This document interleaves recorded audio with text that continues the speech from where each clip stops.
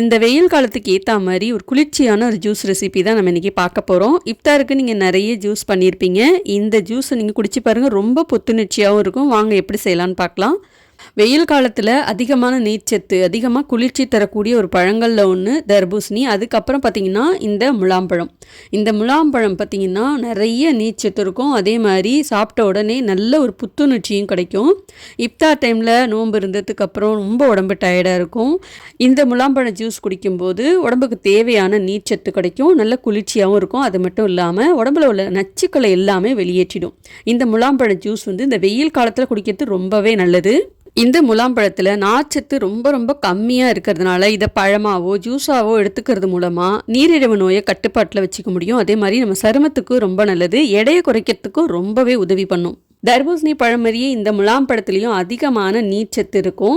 இந்த நீர்ச்சத்து மட்டும் இல்லாமல் விட்டமின் ஏ, சி, இ இந்த சத்துக்கள் எல்லாமே பார்த்திங்கன்னா நம்ம சருமத்துக்கு தேவையான கொலாஜன் உற்பத்தியை அதிகமாக்குறதுனால சீக்கிரமாகவே நம்ம தோல் சுருங்கி போகாமல் ஒரு வயதான தோற்றத்தை கொடுக்காம ரொம்ப இளமையாகவே வச்சுக்கிறதுக்கு இந்த முலாம்பழம் ஜூஸோ இல்லை பழமோ நம்ம எடுத்துக்கலாம்.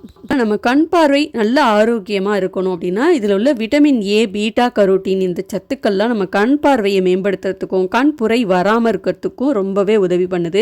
நைட் ஷிஃப்ட் வேலை பார்க்குறவங்க, லேப்டாப் கம்ப்யூட்டரில் அதிக நேரம் கண்முழிச்சு வேலை பார்க்குறவங்களுக்குலாம் டக்குன்னு தூக்கம் வராது. ஏன்னா நைட்டில் ரொம்ப நேரம் அவங்க கண்முழிச்சு வேலை பார்க்கறதுனால அதே பழகி அவங்களுக்கு தூக்கம் வராமல் இருக்கும்.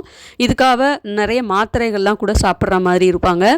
அந்த மாதிரி மாத்திரையெல்லாம் எதுவும் சாப்பிட்ணுன்னே அவசியமே இல்லை. இயற்கையாகவே கிடைக்கிற இந்த முலாம்பழத்தை சாப்பிட்டுட்டு வந்தீங்கன்னா நல்லா உங்களுக்கு தூக்கம் வரும்.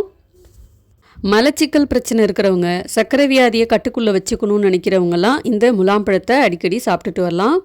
ரத்த அழுத்தத்தை கட்டுப்படுத்துறதுக்கும் இதய ஆரோக்கியத்துக்கும் இந்த முலாம்பழம் ரொம்பவே நல்லது. 40 வயசுக்கு மேலே லேடிஸ்க்குலாம் எலும்பு தேய்மானம், எலும்பு பலவீனம் இந்த மாதிரிலாம் இருக்கும்போது இந்த முலாம்பழத்தை சாப்பிட்டுட்டு வரும்போது இதில் இருக்கிற மெக்னீஷியம், கால்சியம், பாஸ்பரஸ் இது எல்லாமே எலும்போட ஆரோக்கியத்துக்கு ரொம்பவே நல்லதாக இருக்கும்.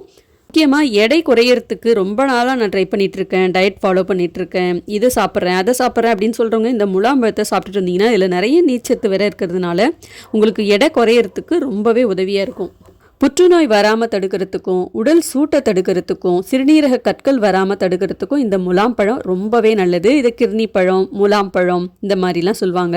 இப்போ இந்த முலாம்பழத்தில் உள்ள சதைப்பகுதி எல்லாத்தையும் நான் வெட்டி எடுத்துட்டேன். இப்போது இதை ஒரு மிக்ஸி ஜாரில் சேர்த்துக்கலாம். இது கூடவே கொஞ்சம் காய்ச்சி ஆற வச்ச பால் சேர்த்துக்கோங்க. இனிப்புக்கு தேவையான அளவுக்கு சர்க்கரை சேர்த்துக்கோங்க. சேர்த்துட்டு நல்லா மிக்சியில் அடித்து எடுத்துக்கலாம். இப்போ அவ்வளோதான், ஜூஸ் நமக்கு ரெடி. இதில் கொஞ்சம் ஊற வச்ச சப்ஜா விதையும் ஊற வச்ச பாதாம் பிசுனும் சேர்த்துருக்கேன். இதெல்லாம் சேர்க்கறதுனால இன்னுமே நமக்கு உடம்பு ரொம்ப குளிர்ச்சியாக இருக்கும். இப்போ இது எல்லாம் சேர்த்துட்டு நீங்கள் அப்படியே இதை பரிமாறலாம். இந்த இஃப்தாருக்கு இந்த மாதிரி குளிர்ச்சியாக ஒரு ஜூஸ் பண்ணி குடிச்சு பாருங்கள். ரொம்ப ரெஃப்ரெஷிங்காகவும் இருக்கும், உடம்புக்கு குளிர்ச்சியாகவும் டயர்ட்னஸும் தெரியாது. இந்த ஜூஸ் ரெசிபி உங்களுக்கு ரொம்ப பிடிச்சிருந்துன்னா மறக்காமல் வீடியோக்கு ஒரு லைக் பண்ணிவிட்டு அப்படியே அடுத்தடுத்து வர ரெசிபிஸையும் மிஸ் பண்ணாமல் பார்க்கணுன்னா நம்ம சேனலை சப்ஸ்கிரைப் பண்ணி சப்போர்ட் பண்ணுங்கள். அடுத்து வேறு ஒரு ரெசிபிஸில் நான் உங்களை மீட் பண்ணுறேன். பாய்.